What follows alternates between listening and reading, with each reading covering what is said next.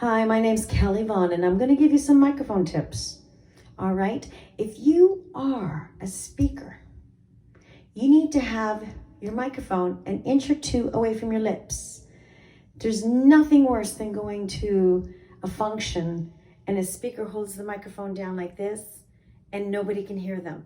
Or if the microphone's up like here, usually it's on a podium or something, and you can usually pull the microphone close to you so that everyone can hear you. Not too close to your lips, just, an inch or two away from your lips, and everyone can hear you, okay? People are there, thousands or hundreds of people in the room, and people are there to hear you, right? So anyway, so that's for speakers, okay? For singers, if you're singing a very quiet song, let's say, for example, Olivia Newton-John, very, very quiet, whispery singer. Loved her. She left us too soon. But if you're singing, maybe I hang around here a little more than I should. Both know I got somewhere else to go. You're going to want to be closer. Or, for example, you're going to do a deep note, and it's a little deep for you. So use your microphone. This is a Shure 58, which is omnidirectional, which means I can come up on the microphone like this, or like this. I don't recommend singing like this though, because usually when you sing like this, you have to strain your neck. And when you put strain on your neck, you're really inhibiting the sound. So this is an omnidirectional. So you have to be careful what microphone you use if you're going to play around with techniques. But if you're coming on to a lower note, a little bit outside your range, you can eat that microphone. You can put your lips right to the microphone and you can get a little bit more of a bottom end. So, for example, okay, let's do the American anthem. If you go, oh, say, can you see? Well, my U was a little bit too much on the microphone, so because it was a little pop.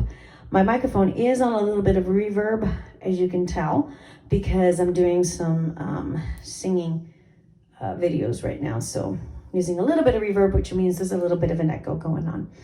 But always over-pronunciate as well, very much so. The P's, my P's are popping right now. If you're in a studio, you're going to do your P's like a B. You're going to say, bop it. Don't let it pop. Bop. Pop, pop. There's a little bit of a p, but it's b. So that's a whole other segment to learn and master. But you must, when you're speaking on a microphone, over-pronunciate your consonants so that people can hear your words. Don't forget that sound travels.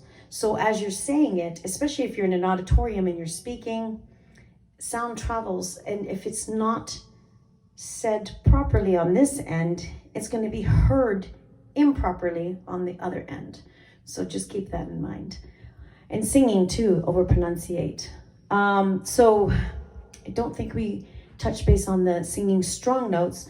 You have to pull back. Please pull back on the microphone. Not too far. So if you're singing a strong, okay, so let's just do heart, for example. So just do, so this ain't the end, I saw you again today. I had to turn my heart away. Smile like the sun, kisses for everyone, and tales and never fades. You want to pull back, because if you were on top of the microphone that whole time, what's going to happen is that unless you have an amazing audio guy who's catching all of your highs and lows, You are going to blow people's eardrums. That is going to be so piercing in the speakers, in the mains as we call them. The mains are what the audience hears, and the wedges, the little monitors up on stage, are what you hear, or in-ear monitors. So a lot of times the singers are hearing something different than the people out in the audience are hearing, okay? Very, very important. So pull back. No, don't do it too much. Sometimes I have a problem of doing it too much, and then it gets lost. So I'm going to say, if you're going to do a strong note, pull back maybe 2 fistfuls, okay? If you're going to try to do the imagery in your head. So just about here. So you're going to go, why?